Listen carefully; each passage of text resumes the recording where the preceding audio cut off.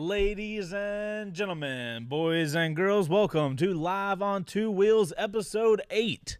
I am Chase on Two Wheels, a host of the show, and I have a co-host. His name is Bo. Bo, say hi. Hi. I had my audio up, so there's a little echo there. So there's the mess up right there. Oh, there you go. Got it out of the way. We like to keep the mess ups real short and simple these days. If you guys have been fans of the show for quite a while, then you know that the mess ups used to be much larger, much bigger of a problem. We try to keep them low and just ride along the barriers today. Ladies and gentlemen, how are you guys doing this week? Oh my gosh.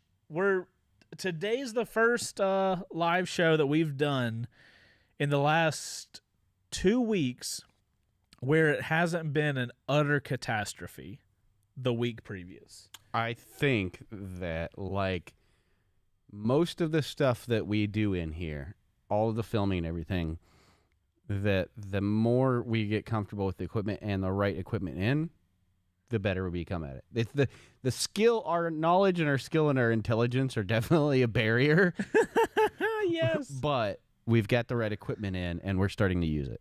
I will say the equipment has been a big deal. And guys, before we get any farther into the show, this episode and show is sponsored by Tonnit. We love Tonnit. We will talk about those guys later in the show. But before we get into the show, if you guys want to be selected to win a $50 Revzilla gift card, if you guys are new, what we do is at the end of the show, you go sign on over on Tonnit, make an account real quick. We have a link in the description. Yes, info's in the description if you need to, for links and stuff like that.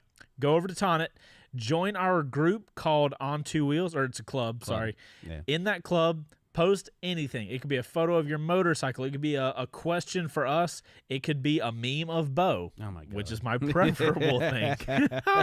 If we pick your thing to talk about at the end of the show, we will send you a $50 Revzilla gift card. So go to the description, do that.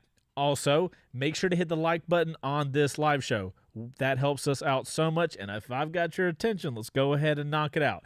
There's 98 people in here. I want 98 likes. You guys know what I'm saying? Okay, thank you very much. Also, this show is not only live on YouTube, it is also available in podcast form on your favorite podcast things, as long as your favorite one is Apple Podcasts, Spotify, or Google Podcasts. on your favorite ones, except for the one you actually use. I personally use Apple Podcasts, so it's on that one. So if you want to help us become the #2 motorcycle podcast, we are on a mission to become the biggest minus high side, low side, which is the Revzilla podcast. We don't expect to be bigger than them. We just want to be second to them. So go to Apple Podcast and leave us a rating. It would make my ego be way better if you did that, and I would love you even longer. Chase. Hey, Bo. Why don't you give the guys a view of your shirts? There's a little dead shroom's asking. He wants to see that. My shirt, oh, here, I got you. Wait, hold on. Where am I? There you go.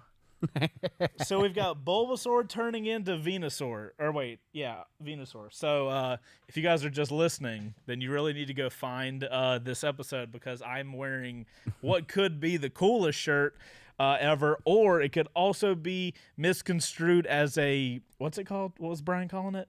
A headshot? Or head shop? We're doing this again. Head shop? It's something you would find at a head shop. Yes. I found out what a head shop is today. Brian made a comment, and he was laughing before we went and filmed the first ride today, and he's like, "Why are you wearing a shirt that looks like it came straight out of a head shop?" I thought that a head shop was a store, like if you go to the beach or something like that, and they shittily airbrush shirts and license plate tags and stuff. I thought that was what a head shop was. I found out that it was a place that you buy tobacco products. So in case you guys were out there and you ever hear the word head shop, that's what that is. And this looks like a shirt that would promote some sort of thing.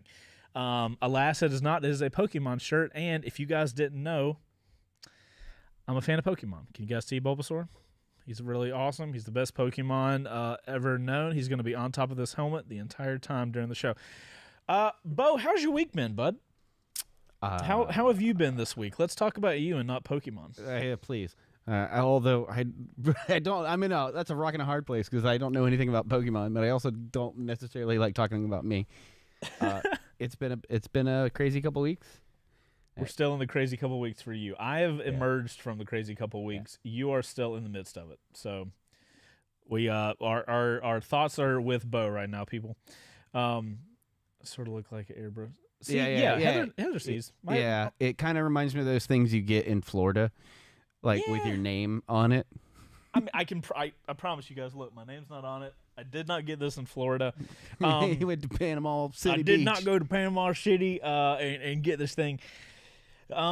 So if you guys I'm trying to make sure we catch up. I like the show starting out with like us catching everybody up with what the week has looked like.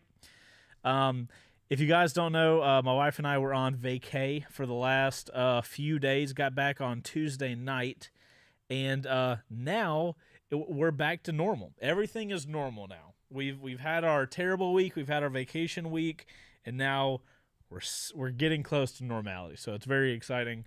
That is what we've been up to. The guys have been rock stars, and tomorrow on Patreon we're going to be releasing our second episode that the team did without me here. I'm very proud of all my little birdies that have flown out of the nest and successfully created 2 shows. It's very cool to see a team of guys that you've been working with for a few years now, and then you're able to leave and content still get produced. Building didn't get set on fire. The building wasn't set on fire. The cameras still work. We don't really talk about the C200 right now. It's a big cause of a lot of problems, but it's really cool to see the guys creating content. Bo's over here creating content totally on his own now, so I don't know what's going to happen with that. You guys are in for a freaking treat. What is it, Thursday next week? We have that camera review? Yeah. Oh, Bo's been having a good time. I'm in it a little bit, but Bo's taking it on. So let's talk about Engine Hawk real quick because right before the show, guys, and for you guys that don't know, we're going to be talking about today. Like the main topic of the show is the cruiser motorcycle market. Bo and I have been having this conversation. Like, is it super popular or is it dead? We got some. We have some information that kind of yes and no. Yes, the answer is yes and yes. But we've got information proving one and the other. So they're like, is it mutually exclusive or they aren't mutually exclusive? Yeah, there's a word for that. It's called inclusive. They're inclusive. That doesn't make sense. But before we get to that, right before this show, literally with this camera that I'm looking at right now, Bo and I got packages in for some stuff that's not getting released until April 27th. Yep. And the unboxing video that we filmed is going to somehow come out tomorrow. Bo, I am 100% looking at you to make that happen. Is that what I'm doing tomorrow? That is 100% what you're doing tomorrow. Bo had to save my butt today because I was supposed to do an edit and it was supposed to be done yesterday. And so I was like, hey, Bo, guess what you're doing today? What I was supposed to do yesterday. No. Right. So as you guys know, I am a sponsored rider rock guy. I like this helmet and I rep the brand. Yeah. I don't know what to call that. But so Ruroc makes shill. I'm a shill of a man. So a lot of you guys ask what helmet this is on my desk. That is a Ruroc Atlas 2.0. It is the raw carbon. It has the gold shield. Love this helmet. Atlas 3.0 is coming out soon. Very excited about that. But we got boxes in for a company called Engine Hawk. 1 second. All right, can you do this? Well, my relationship with Ruroc is slightly better than Yamaha. So let's go with Let's just do it full send. So if you guys don't know, Ruroc made a second company called Engine Hawk. Their whole thing is to make motorcycle apparel look good. Yeah. So this jacket, I don't know how good you guys can still hear me. This jacket just came in the mail. Which one? What's this? What's the title Hawkeye. of this one? The Hawkeye. Hawkeye is this one. Check it out. Yeah.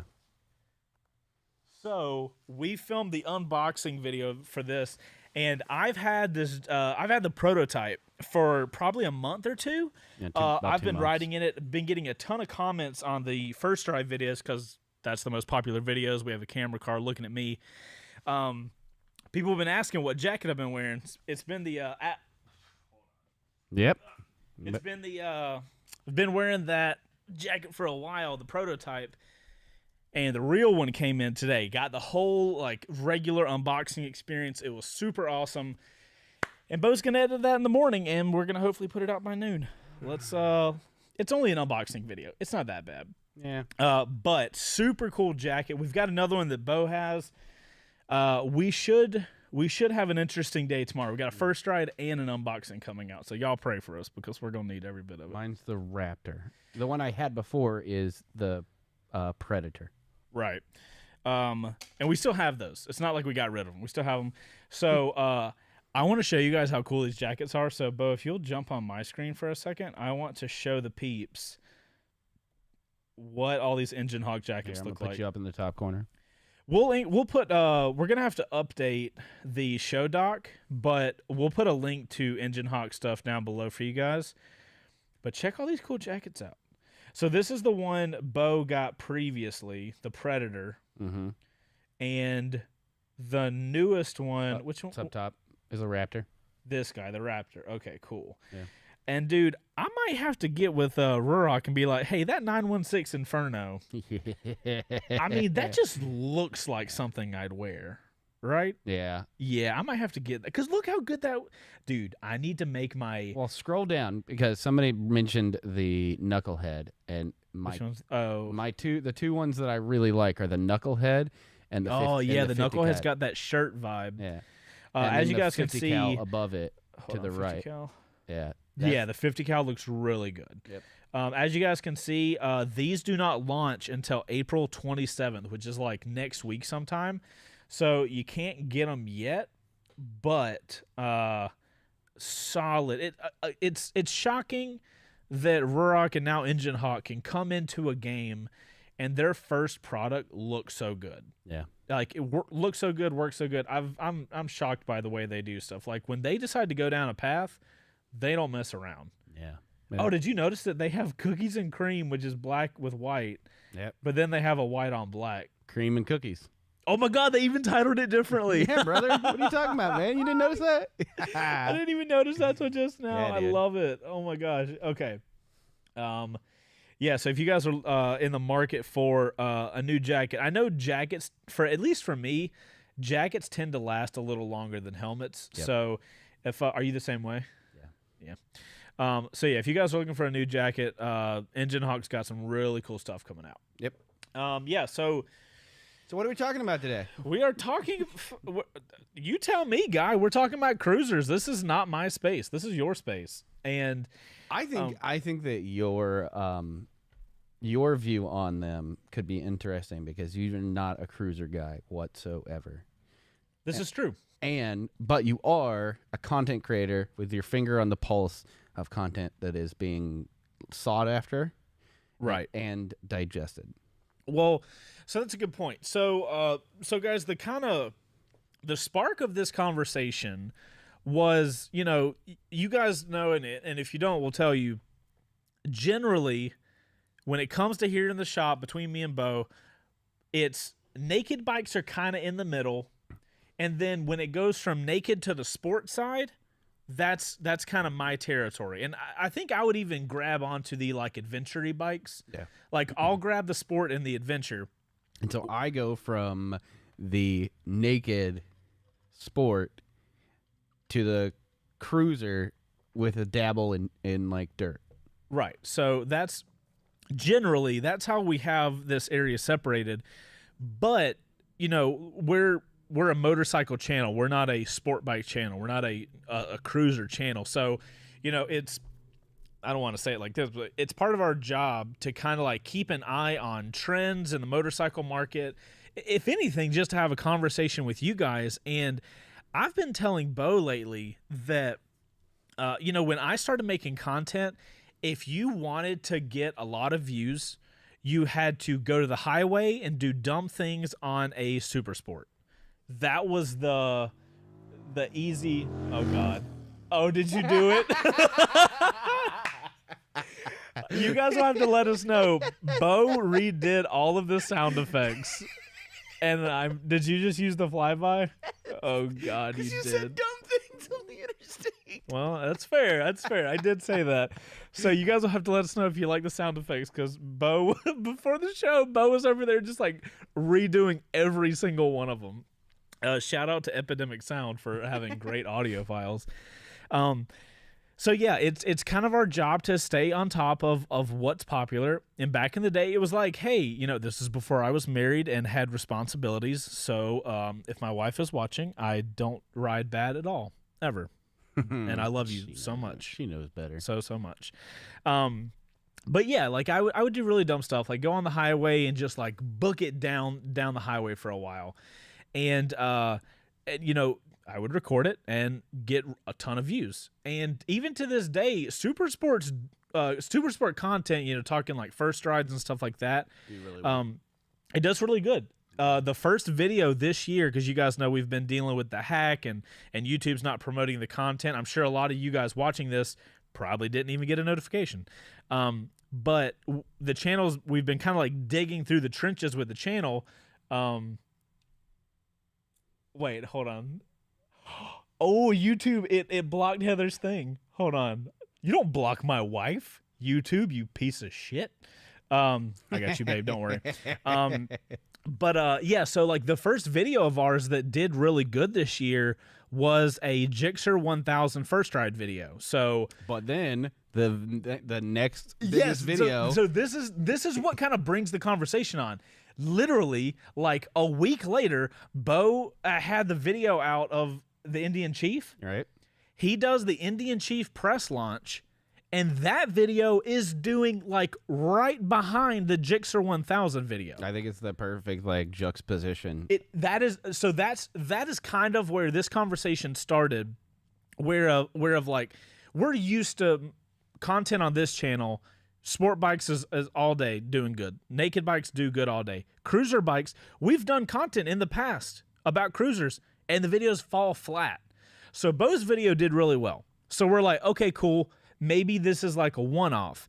And then we start looking into it, and cruiser content on YouTube does great right now. Yeah. And Bo, you watch more cruiser content than I do. Yeah. Are you noticing like the popularity, at least here on YouTube, is just going up and up every year? So I will say that if we're just looking at raw like views, like from a third party looking in, right, I don't have access to their analytics, but just looking at the bird's eye, those videos as they come out tend to gain more traction from like out of the gate, right? Like 20, 30,000 views within the first like day or two, right? And like sport bikes kind of tend to have like a small trickle, and then they'll hover for a little bit, and they might spike or whatever. And a lot of our videos we play the long game, right? 100%. Right? All our stuff. It's like, okay, we're not expecting to get great views in the beginning. We want it to see the upward trend, and we're watching the trajectory. We're making evergreen content. Right. Like, we're planting this for us later. Right. And we'll come in, chop this tree down for a Christmas tree in 10 years. You know what I mean? That's a great analogy, but yes. But so like a video that we would have posted beginning of this year might get 70,000, right? But a video from 2 years ago might be at like 1.2 mil. Right. Yeah. So it's a slow trickle. It's the long game. The cruiser videos tend to like boom straight out the gate. Now they don't have a lot of the same like trajectory after a while. They kind of die out, and people are searching for newer things or whatever. And the cruiser market is kind of stagnant as of up until the last like year. Right. Well, so what do you think has happened in the cruiser market that has gotten people, if anything, people are interested in it, and I'm curious, does that translate to purchases of cruisers? Because right now, when I'm riding around, when I'm driving around, I see a lot of sport bikes, I see a ton of naked bikes, but I don't really see that many cruisers, at least around here. Now that's, there's a lot going into that, like locally and stuff like that, but like I noticed the content is getting a lot of views online. So do you have stats on cruiser sales, right? Right. So here's the weird part, and why the two aren't kind of jiving. It is the thought of content it does not dictate the market. Right. We are seeing a lot of interest on our platform for cruiser content, just in general, like on YouTube. But overall sales, of course, with the pandemic and whatnot, sales went down, right? But still, Harley is at like almost 50% of the market internationally. Okay. However, their motorcycle sales are down hundreds of millions of dollars. And the way that they're staying in the game is they include their lifestyle stuff. You mean like apparel and stuff like that? Apparel, cross-branding, things like that. Not to mention that the smaller displacement Harleys are extremely popular in parts of Asia and really? India and stuff like that. Yeah, they have a huge market share in India and things like that. Like a lot of the Sportsters and stuff like that. Yeah, are huge over there. Older bikes as well from them. So, and the used market is part of that. They're used. It's like not used like owner to owner, but dealership to owner. Right. Used is huge. But overall, Harley sales went down 3% internationally, which doesn't sound like a lot until you realize like they have 50% of the market. So like their overall pool is much larger. So 3% becomes a huge deal. Whereas like Indian, with the release of the Scout this year, they're up 24%, 24% internationally. I'm very interested. So like, I'm not in the market to buy a cruiser, but I'm extremely interested to watch how the cruiser space reacts to Indian doing what they're doing. I feel like a guy that has no stake in the game. I ain't even going on these press launches. Like we're sending Bo out to these Indian press launches, but just the way Indian is treating the space like a newer company, I think that's going to trickle into their the people that are going to eventually buy their motorcycles. Because if like right now, Harley has this, they have this Pan America that they just released, and they have the live wire that I don't even know what they're doing with that. I can see Harley is trying to do stuff, but like, I feel like the bikes that they're doing are like surface level changes to a company that has built in a structure, what do you call it, where like Harley people don't want to be grouped in with motorcyclists. They want to be called Harley people, right? So that's the biggest issue, is that for the longest time, and me and Brian talked about this when I came back from the Indian trip, Harley is a name, and the name is what's sought after, and the people seeking those things out are people who are brand loyal. They want a Harley because it's a Harley. Like, they don't care about the price. These are people with retirees or people who make a lot of money. They're buying it because of the name. Some people like Harleys because they're Harleys, right? And I'm not taking that away from those people who actually enjoy it. I like Harleys. I say that wearing a Chief shirt right now. You couldn't be more Bo right now. I like Harleys. I love Harleys. And here's my Indian shirt. I honestly think the Road Glide is probably one of the nicest looking baggers that's on the market and has been. And they have had a decade to get it just right. But the problem is that people in my age bracket and younger don't give a crap about a name. They care about value for money. Like when you look at the Trident is very popular because It has a great value. A great value for money. People don't want to spend $17,000 on something that doesn't meet the current modern needs or desires just because it has a name. And they are refusing, up until recently, to kind of address that and try to get new writers in.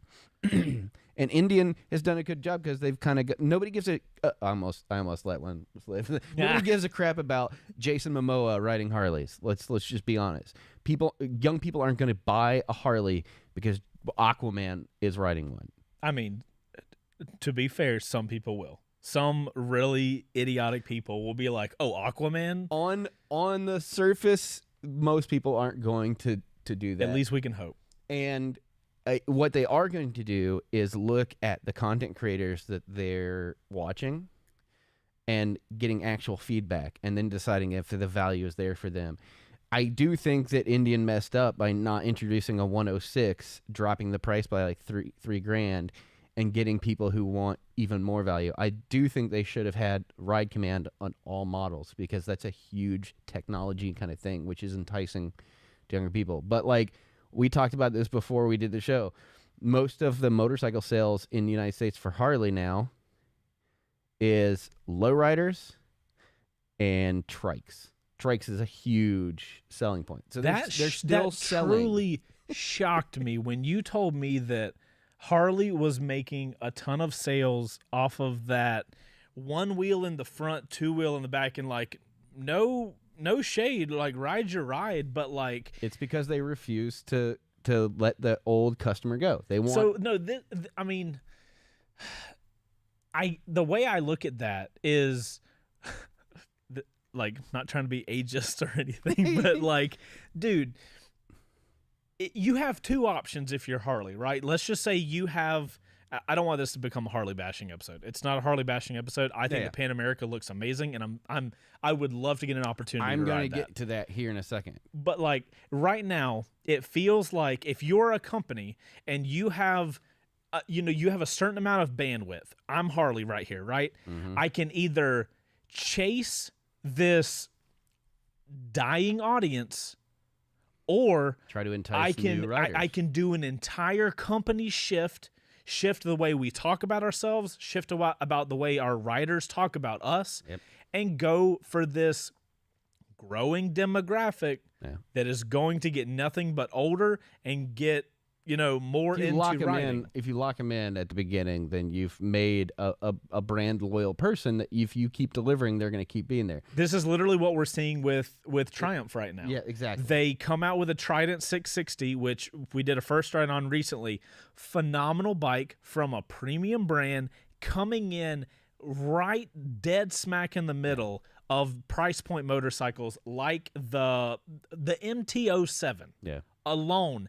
That is a ballsy move, but I think that's genius on Triumph's part because what they're saying is, hey, they might not even make a lot of money on a Trident, but how much money are they going to make on a customer that buys a Trident and then they're like, oh my goodness, I love this triple. I love the way this bike feels. I love the way this bike looks and is. It's the same thing that happens with cameras. You get locked into the ecosystem. You love what they do, and you've got a range of things to change to when it's time to grow up. You know what I mean? Also here's the thing.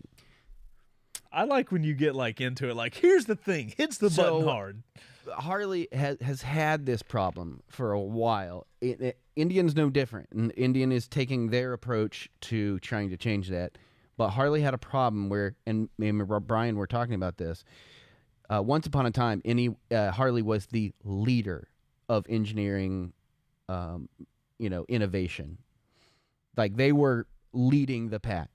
And then once they got comfortable, they realized that they can have a longer duty cycle on their R&D by having a bike come out and then just leaving it and letting it make all its money and let the people that buy Harleys for the sake of buying Harleys. Like the Milwaukee 8 is a good-ish engine. That's a Harley engine? Yeah, it's the newest. It's one of the newest Harley engines. And when the Pan America got announced, I was like, well, they have a couple of options. They either make a new engine, which they weren't likely to do because it requires more R&D, or they'd use a Sportster engine or the Milwaukee 8 as the base platform and build on it. Well, come to find out, they made a new engine entirely. In the Pan America? In the Pan America. They've introduced things like intelligent suspension, 6-axis IMU, adjustable ride height on the seat that automatically lowers when you come to a stop. Like all these little things. They redid the infotainment system, and it's under $20,000 for this massive 150 horsepower adventure bike that has full dirt plus mode. Like it's I think for our channel, the way we've talked about Harley, I think it would be worth it for us to make a video specifically about the Pan American. No, if anything, for me to get really familiar with it. And guys, we're about to jump to an ad real quick, and then we'll get back into this. But like, yeah, because I want to talk about somebody there was talking about the Honda and stuff like that, and I want to talk about what the Japanese are bringing. Yeah, we got a lot to talk about. But before we jump to the ad real quick, guys, I do want to shout out to Max Ball for the super chat. He says, "Want to know why Harleys are great for Cali? Because they shake so much you can't feel potholes." So, I mean, hey, if they got to be good for something, right? Yep. All right, guys. So we're gonna jump to this Tana ad real quick, and we will be right back. What's going on, guys? So real quick, I'm going to show you guys how easy it is to submit your questions for the Live on Two Wheels show using the hashtag L2W. Just as a reminder, if you guys actually submit a video and we answer your question on the show, we will be sending you a $50 Revzilla gift card or one of the other prizes that we will get from one of our other sponsors. So I've got my phone recording really quickly. First up, we're going to go to the Live on Two Wheels Club over on Tonic. So once you get into there, you guys can see somebody submitted a video of their MT-07. We're going to hit this plus icon. We're going to hit the camera icon. Take video. At that point, we're going to be here in the app. We're going to swap places. This is me actually doing it. Hey, this is me and Chase and Bo. What is your favorite motorcycle and why? Okay. And if we say use video, and then we go into this thing and we just say, who can share this post? You can put anybody. Let's do only members. Done. And at that point, I'm going to hit a check mark. Now, I'm not going to post it because I don't want to be selected to answer my own questions, but we want you guys to submit video questions so we can show them here on the show. And that's how easy it is to do that. So we look forward to getting some of y'all's video submissions over on Tonic. And without further ado, we'll go back to the show. Thank you, Tonic, for sponsoring this show. And guys, we have a very exciting conversation with Tonic on Monday. Yeah, we have a meeting on Monday with Tonic to talk about some new stuff that app has. I don't even think we can talk about it, and I've already gotten in trouble for stuff I've talked about on this show. So I'm not going to say it. Shut your damn mouth. Just know that they've got some really cool stuff coming up. Also, babe, yes, I made sure that I did not touch Bo's computer like I did last week and ruined the ad spot. So Tonic, thank you for sponsoring the show. You guys make sure to use hashtag L2W over in our club on Two Wheels. Yep. And if we choose your thing at the end of the show, you'll get some cash over from the boys at Revzilla. Bo, you want to talk about Honda? All right. So that's a yes. Well, here's the thing. Because somebody had mentioned it. Let me find it. Jason Mitchell. They are getting in the future. My point with the Pan America was that they have decided that now is the time that they will start trying to innovate. Indian focuses a lot of their R&D on the engineering. Mm-hmm. Harley. This is based on you actually talking to the Indian people, right? And just looking at where their money is going through public record. They're two different focuses, so they are behind. At the same time, Honda, who has been pretty much, aside from, everybody thinks that Indian and Harley are butting heads, but really Harley's biggest enemy is Honda and has been since the Reagan era. And in fact, you would not think that, like, if you came up and told me that Honda is the closest company like biting at Harley's toes or ankles or whatever dogs do. Well, they hold the second largest market share internationally, and this started in the Reagan era when Harley was pretty much it. Like Right. It As was, far as cruisers as go? far as motorcycles, because there wasn't like sport bikes. Like there were some Right. like standard bikes, but really what it came down to was Harley was it after the wars, and then Honda decided, and Harley basically advertised to bikers. That was it. Honda came in and started advertising more affordable bikes, and they were advertising to everyone, parents, teenagers, going to work. Like, it was a whole different vibe for who they were going. They wanted everybody to have an affordable motorcycle.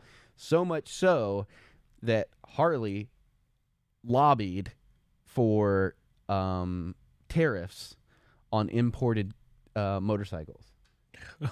let's save our company by hurting competition. So it's exactly what they did. Why does it feel like Harley got a market share of a group of people and just have held on to those people their entire life? Yeah, it bit them in the ass later when they started outsourcing. There was a period of time Harley was making all their stuff overseas and then assembling it here, and they were getting hurt by those tariffs. Ah, I see. So, and then somebody else brought a good point. So, like, Indian, right, has the Scout. Scout is a large portion of why Indian has done so well on an international level, because it's a very approachable yet, capable, smaller bike in the cruiser market, but it still has some cool stylings. And then you got things like the Bolt, which outperformed the Harley in the same class, the 883. Then you have the Honda Rebel, the new Honda Rebel, and now the 1100. Is it the Rebel is the one that just recently got the 1100 model put out? Okay. Yeah. And Honda being the next biggest competitor to everybody in the motorcycle market, coming out with something like that, and it's a divisive looking motorcycle, because I think the Rebel looks pretty cool. Like, so me personally, as a guy who I think represents maybe a bigger sector of motorcycle riders, the Rebel style bike is far more approachable to me as a rider. Not that I'm going to go get a cruiser, but like, if I'm going to get a cruiser, I'm not going to get one of those giant baggers. Yeah, you're looking at like the Bolt, the Suzuki S90 or whatever it is, the Honda Rebel, right? Those kind of like, and probably in that same vein, a Sportster would be something you look at from Harley, because it is the same vein it's the same style of motorcycle. Does Harley? So I'm just trying to figure out some sort of like bridge, because right now, like, coming back to the main conversation of the show, like, cruisers seem like they're dead, and their sales are going down Harley's wise, and then you have Indians going up. So what's Indian versus Harley doing? But then if you are judging success or popularity by our standards over here on YouTube, then like, cruisers are doing great. Well, that's because you look at which cruisers are doing well, right? Are there specific ones, at least on YouTube, that you notice do better than others? Baggers are real hot. Really? Yep. And then anything based on performance. The Lowrider S and the Chief Dark Horse get a lot of clicks because it is a big boy engine. You're producing a lot of power for not a lot of weight. Well, something we do need to be clear about, because we're going to talk, like, we're talking about numbers, like engine sizes for bikes, and something you guys need to keep in mind when we're talking about engine classes.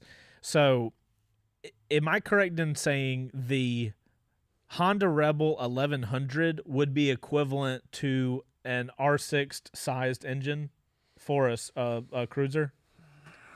You have to look at, so the displacement in a cruiser is different, because they're usually V-twins, so they produce power differently, right? The way I understand it. So you have to look at power to weight ratio. That's a more, well, that's what I mean, though, because cruisers are heavier. I would say that it's more akin to a 500. Oh, an 1100 would be like a CBR 500. So you look at my Bolt, What's your engine size for your Bolt? It's a 950. Oh. And you know that it's buckets of torque because we've ridden up the mountains. in Yeah, that thing. absolutely. And it can keep up as long as you don't go past a certain speed. Because on the interstate, you a-holes leave me. Right. Well, I just want people that, because, a lot of Yeah. these guys watching this might not be cruiser guys, and they might think 1100, and there's a KTM 1290. That is why they will rip use your face cubic off. inches more than cc's. So there's at least a distinction. Yeah. Okay. Or it's one of the reasons. There's many reasons why they do it. But you look at it's like weightlifting and stuff. Weight moves weight, right? So more displacement moves more weight. The heavier the bike, the more engine that you need to overcome the weight.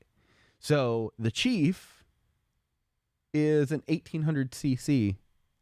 Jesus Christ. How heavy is it, though? What, 600? It's just under 600. No, it's like 640 or something like that, or 560. I forget. I had it because you. And this is compared to a Super Sport being like 400. Right. My like FC6R was like 300 and something, 50 pounds, 400 pounds. Yeah, we're talking about two totally different styles of machines, and like I feel like if more cruisers, like I get the whole bagger thing, right? Like I understand that has a market and there's people looking for that, but tell me what cruisers are out there that are body style similar to the Honda Rebel.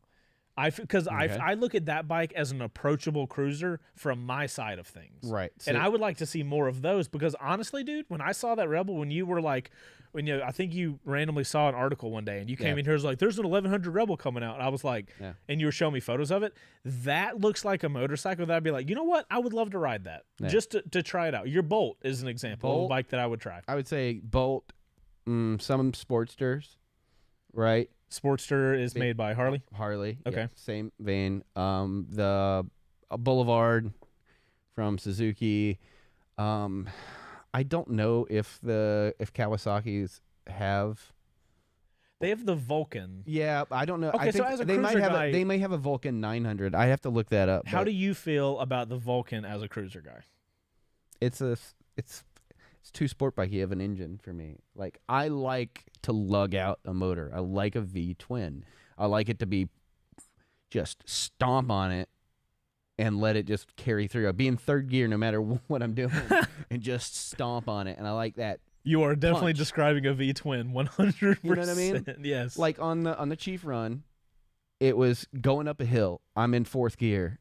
I hammer on it. All of the suspension lets loose, and that front wheel. If I would have been down a gear, that front wheel. And that's the 1800, and that's going up a hill. Yeah. So it's a punch, and I like that grunty. I don't care about going 150. Yeah. I don't care about racing people. I just like to make a lot of noise and scoot around. Like that's what I like. I like that.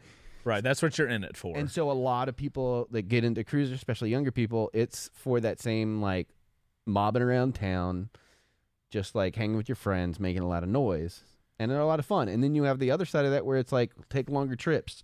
Being on a cruiser is going to be, in most cases, more comfortable than on a sport bike. So it's like this weird middle ground. The Sportster class cruisers that are all sub 1,000 cc's, to me, are a load of fun. The Indian Scout, I got to ride that at a demo day. It's an amazing bike. If that bike had existed in its current form when I was looking at my Bolt, right, I'd be on an Indian Scout right now. Well, so this kind of like brings me to the thought process of like, I can talk about people that get into motorcycling for the same reasons I did. Like I wanted, it seemed fun, and that's what I wanted to do. And then I started riding, spent a lot of time on super sports, and then got to the point where I truly love riding, but super sports aren't as fun riding on the street because they're like just much harder to ride. So I'm moving towards something that's more enjoyable to ride as far as my back and my ergos that I want, but I still have that like punchy power that I can like get around traffic. That's why I think that you would love the Challenger. Well, so I that's think you would absolutely that would be the one bike, because you did really enjoy the Goldwing. yeah. So, but that's because I'm a person that has made a job out of riding different motorcycles, and I feel like one of the things that makes my first ride videos do really well is because I'm able to actually think about a motorcycle outside of myself. I can actually think of like, who would this be good for, and I'm trying to figure out like, why would somebody get into riding and go straight into cruisers versus getting into riding and going straight into something like a naked bike, like an MT-03, right? I honestly think it comes down to a couple of things. One, what are your friends riding? Yeah, so there's that factor. I'm talking Two. just personally though. Two, style, right? You like, are you like me and you like to hang your wrist on bars and like Right. make a lot of noise and go slow and look cool, whatever. And then like comfort. Like, yes, a sport bike, the MT-10 in its current configuration, you're in like total dad mode over there. It's comfortable. Yeah, 100%. But it's objectively, it's not going to be as comfortable as, say, a cruiser, which is designed to have less compression on your joints, right, than you would be used to. So, I mean, it's one of those things where like there's some subjective reasons why you'd pick it, right, and some objective reasons, but then it all boils down to, what are your friends riding? Also, so.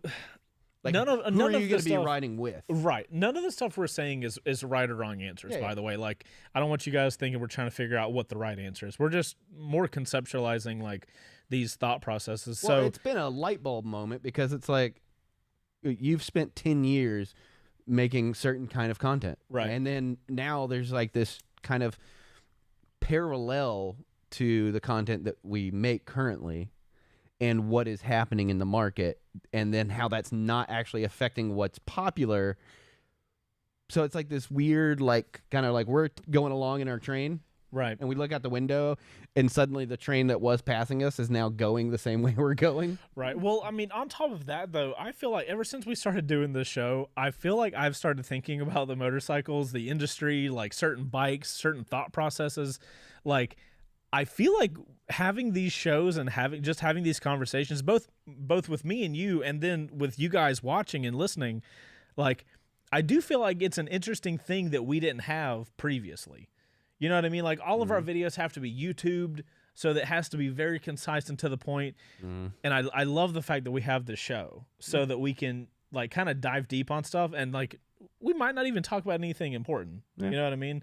But I love talking about stuff like this, because it's like, to me, as a cruiser rider, I'm also not your typical cruiser rider in a lot of sense. So you look like the typical cruiser rider, right? But you don't act like the typical right. cruiser rider. And I also am not brand loyal. Again, ignore the shirt. Do we need some gaff tape over there? I don't own an Indian. I just like the shirt. It's really nice, and the company's all right. Right.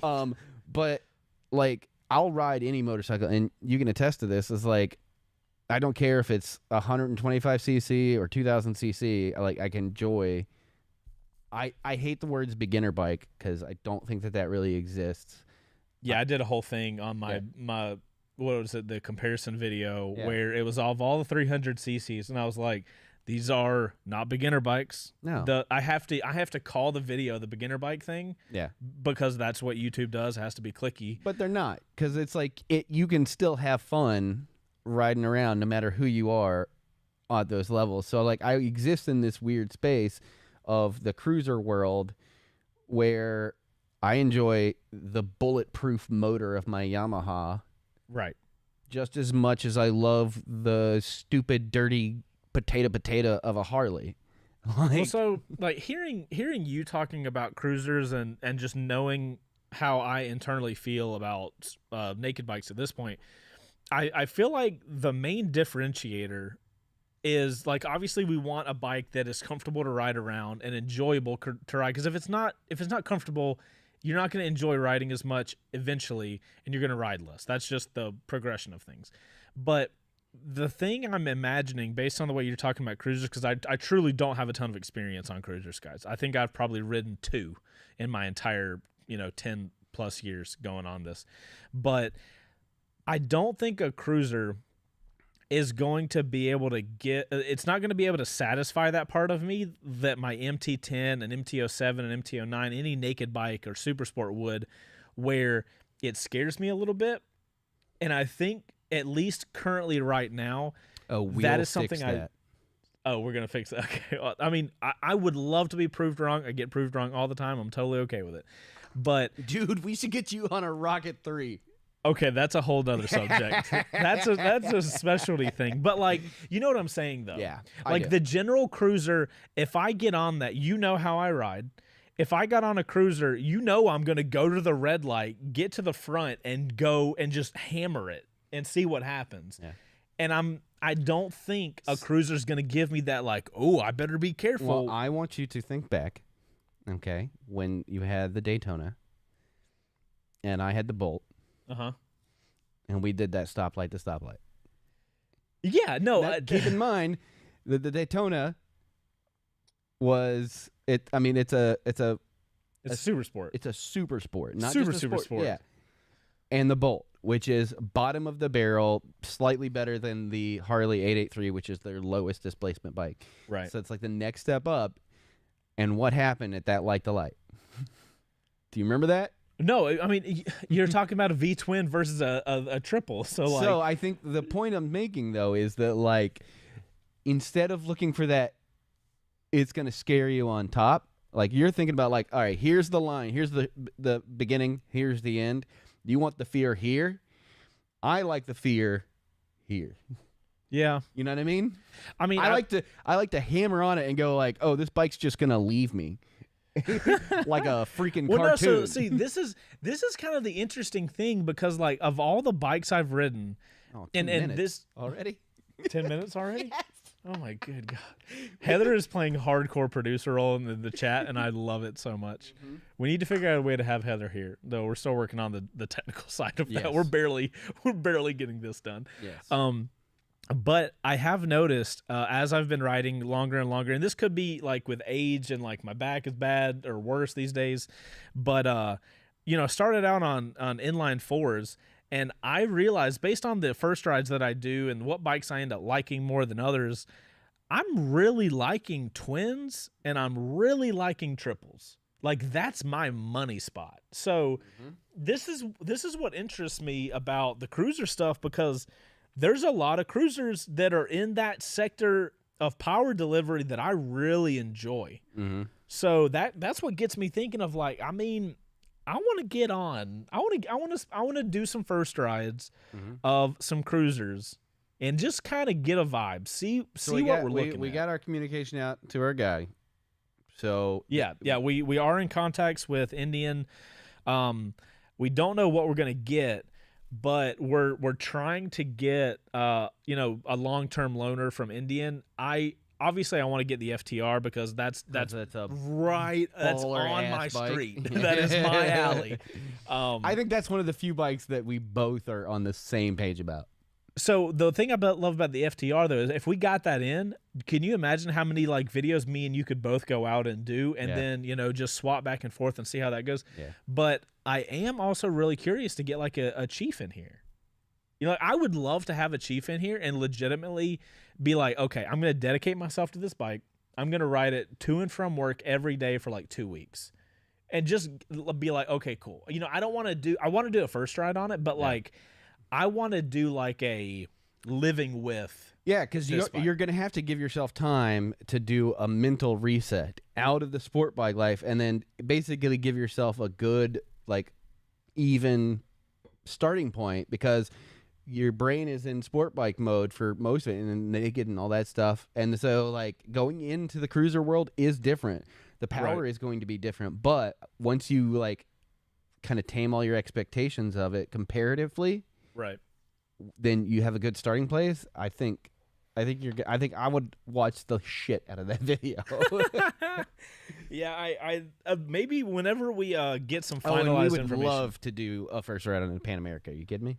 Yeah, guys. If there's any bike that we can hopefully get Harley in this building with, it would be that one. Bo and I were talking about this, and so Harley just did their press launch for the Pan America.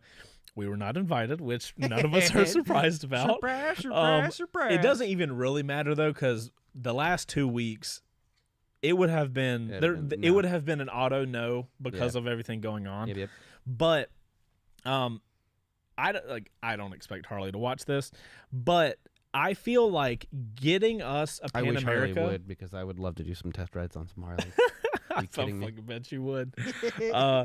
I think we being the royal we, meaning me, I think I would be a great person to. I feel like I'm trying to. Wanted to get you to a crisp sound of that. I feel like I'm making an interview video to send to Harley to try to get a bike. I honestly think I would be a great person to get a Pan America for a loan bike, because you guys hear me talk a lot of crap about Harley, and most of that is how the company is run versus like how your specific case is how the mentality and dealer interactions and all that stuff. It's the lifestyle. It's the vibe. It's the vibe. Not necessarily the bike. All the crap I've ever given Harley, if you guys, you can go back, and if anybody wants to prove me wrong, that's great. I don't think I've ever talked trash about a Harley motorcycle. Yeah, the bike. Because you guys know my job is to ride motorcycles, and I don't judge a bike. Like, everybody tells me all types of crap about this bike and that bike. I'm like, cool, that's great that you think like that. I'm not going to judge it until I put my butt in it and I go ride on it. Yeah.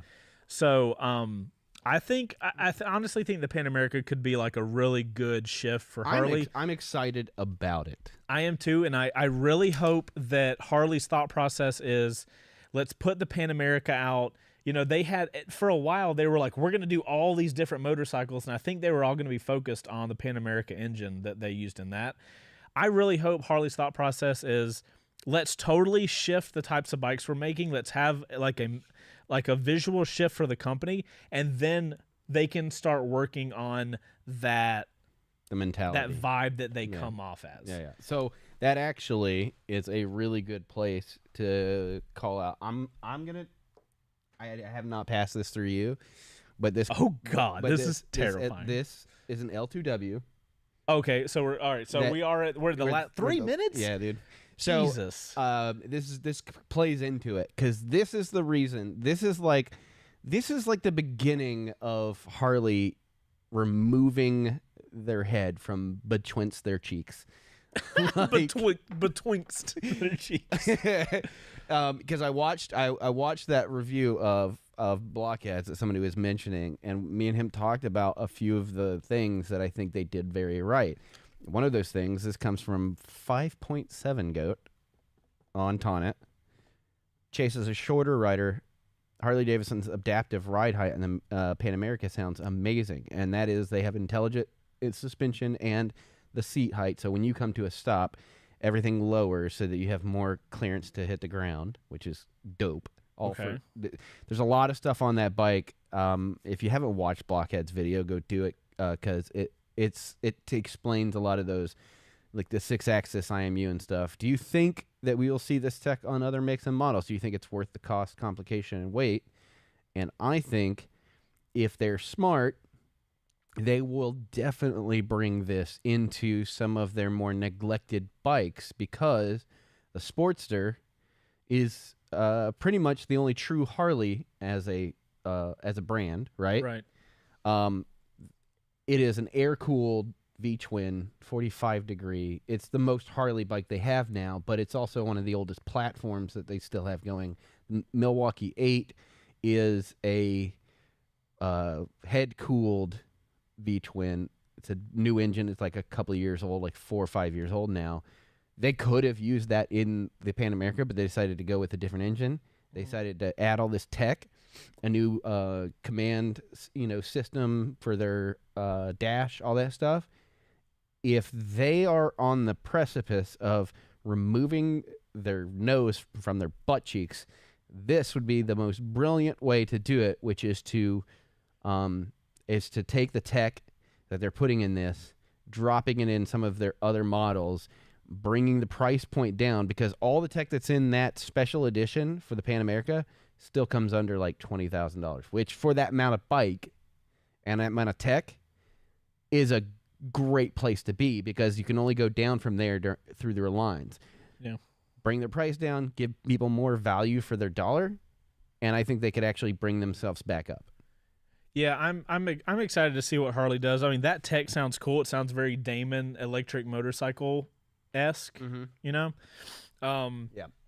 But I mean, I based on hearing what you guys talk about Harley, I would love to see them innovate more with what they have going on. Yeah. I mean, because that only feeds into the back and forth between them and their competitors, and everybody's going to try. That's what creates awesome stuff for us to communicate. Yeah, companies fighting back and forth to add more stuff. I mean, I talk about it on my first rides all the time. You have tech in the big bike, and then that tech eventually trickles down, and I think I called it out on the Triumph video, the Trident 660. The next thing, based on seeing the Tuono 660, I think the next big thing that you're going to see in the middleweights are IMUs. Yeah. I think IMUs are about to be at that spot where they take on mass rider market aids stuff. In general are coming down the line. Rider aids are just now hitting the middle class. The middle class will be not people, but motorcycle-wise. I think IMUs will be the next thing because, like, we talk about it here in the shop all the time. You have all the rider aids that start on the bikes that need the least rider aids. Or you should have less rider aids on a 1000 Super Sport than you do a 600. Because hypothetically, the more experience you have, the higher CC class you have. That doesn't always work out. It actually probably rarely works out, but we'll see that. And gosh, it went quick. This day was fast. We didn't even talk about the motor vlogger that we like to talk about at the end of the show. So guys, and we'll talk about him real quick. We can talk about him. We'll go over time just a little bit. Yeah, just a little bit. So real quick before we get out of here and show the motor vlogger, Max Ball again with another super chat. 1984 Ninja 900R is the best bike. I don't know anything about that, but now I'm super curious, and after the show, we're gonna have to look that up. Yeah, I'm sure Brian is like punching. Like he'd be like, "I know this bike. Why don't you jerks know it?" Right. Okay. So if you guys don't know, at the end of the show, we always like to talk about somebody in our market making cool content.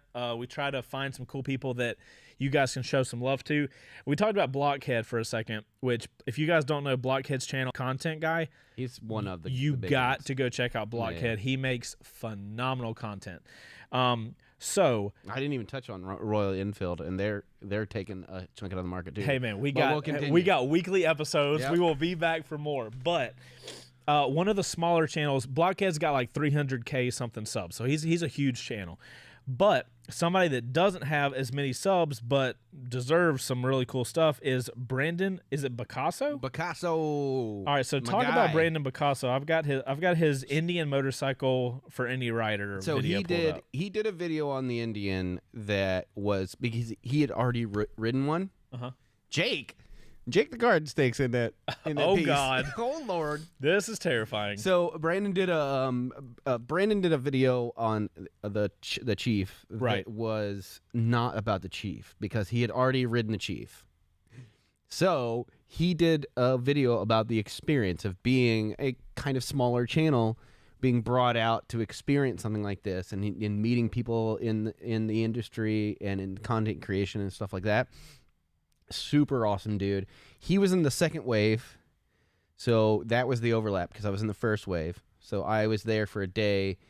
Blockhead, Her Two Wheels, Brandon Picasso, Star Bobber, they all were on the second wave, so they were over. But we got to spend some time hanging out. Right. We talk online. He's such a cool dude, and he makes real good content. I will say one thing about lots of cruisers. The video that you showed me from him, the coolest thing about him is the style of video, and we're going to show you guys a little clip of this video that he did. This is the experience of his Indian Chief. Yeah. But just the way he makes the videos is really cool, and Bo, you can confirm if we have music and stuff like that. Yeah, I got him up. Chief.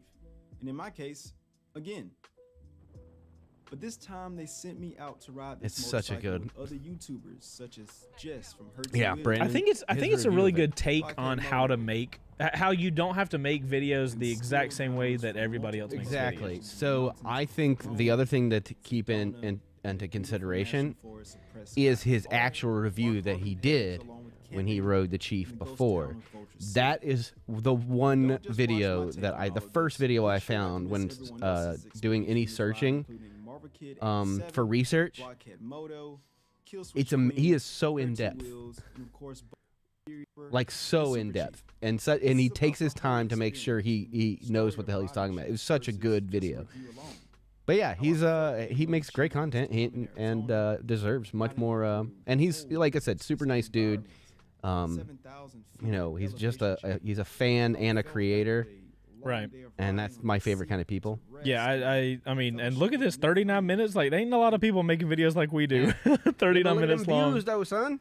Right. No, this video did really well for him. Yeah. Wow, my talking just went out the window. Hey for a Chase, second. why don't you hit that like button?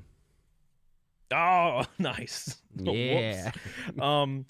So yeah, guys, go check out Brandon Picasso. Let him know you came from hashtag L2W, so he Yeah, knows where all the love came from, and check out his videos. If it's your type of thing, then subscribe and check the stuff out. Yeah. If you guys are looking for jackets, Engine Hawk, they got you up, bro. Also, if you're looking for an app to connect with your friends, don't forget Tonic. Yeah, if you're looking for an app Wait, do we have any to more? connect with your friends locally, you should download Tonnit. Only if you're in the U.S., right? U.S. and Canada. I believe U.S. that. and Canada currently, they are working on worldwide stuff, but stuff takes He time. said, subscribe to him, Chase. Oh, wait, am I not? No. You dingus. Oh, All right, God, I'm going to put it no. on screen so everybody can see it. It's Okay, happening. 3, 2, 1. All right, everybody with me. 3, 2, 1. Subscribe. Yay. Now I'm going to get more cruiser. This is Bo slowly creating cruiser content in my YouTube feed. Oh, God. You did it, thanks. All right, guys. That's going to be it for us. Thank you, Tana, for sponsoring the video. Oh, God. What? No, keep going. Oh, Jesus. I'm terrified. No, don't do it. All right, go for it. I don't trust anything you're saying. Guys, thank you so much for watching the show. Remember, YouTube hates this channel, and we are here every Thursday, 5 p.m. Eastern Standard Time to 6-ish p.m. Eastern Standard Time. Do not believe the YouTube. Just click over. We're here. You can't trust it. But if you guys are interested in just listening to this, we are available on Spotify and Apple Podcast and Google Podcasts. If anybody listens to that, just search live on Two Wheels. You will find us. You guys are awesome. Bo's going to sip a drink, and we'll see you guys next week. Bye, Later, guys. fam.